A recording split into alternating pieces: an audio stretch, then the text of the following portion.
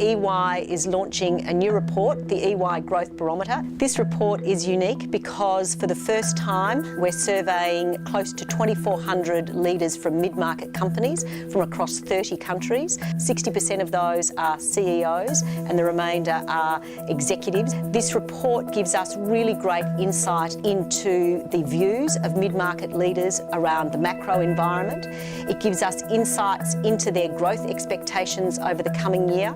It also gives us insights into what they see as some of the key risks and barriers to achieving their growth expectations.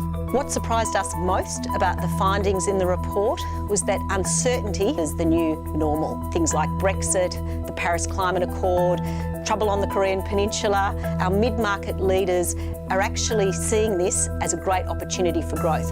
We were really surprised by how bullish they all seem to be around their growth expectations.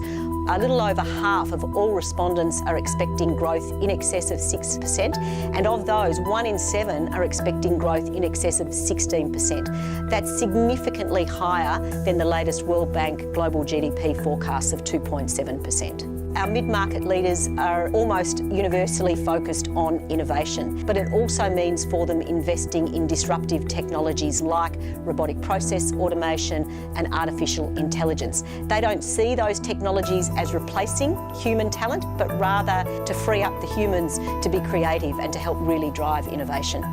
Talent and technology emerged as key themes, but both as a key enabler and also the biggest threat to growth. As enablers to growth, it's that twinning of human capability with disruptive technology to drive innovation, but equally getting access to the best talent and investing in those new disruptive technologies are seen as a real challenge for our mid-market companies.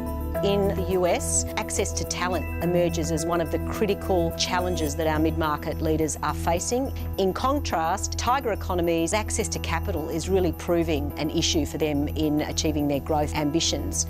We also surveyed a special group of nearly 300 high-growth entrepreneurs.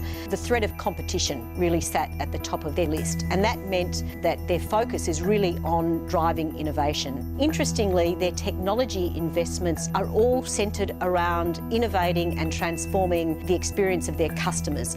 The high-growth entrepreneur believe they should be spending at least 80% of their time focused on the future and only 20% on running their current operations.